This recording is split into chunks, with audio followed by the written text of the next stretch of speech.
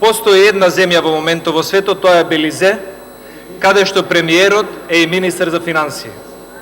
И овој премиер на државата Белизе е најспоменуваниот премиер за криминал и корупција и во неговата и надвор од неговата земја.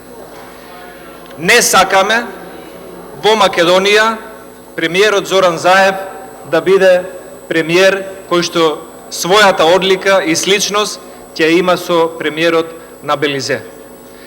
Сметаме дека според законот за органи за државна управа, член 48, јасно е напишано дека заменик министерот го заменува министерот во сите случаи кога министерот не може да ја врши функцијата, без разлика дали е разрешен, дали е болен, дали е деловно неспособен или можеби почина.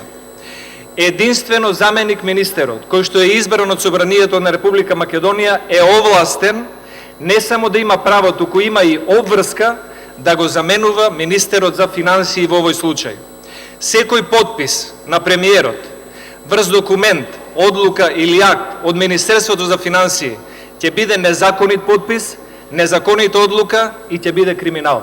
Доколку премиерот сака и има желба да ја концентрира власта и да биде блиску до парите и да прави 1 евро за некого, 1 евро за секого, тогаш треба премиерот да го разреши и заменик министерот за финансии.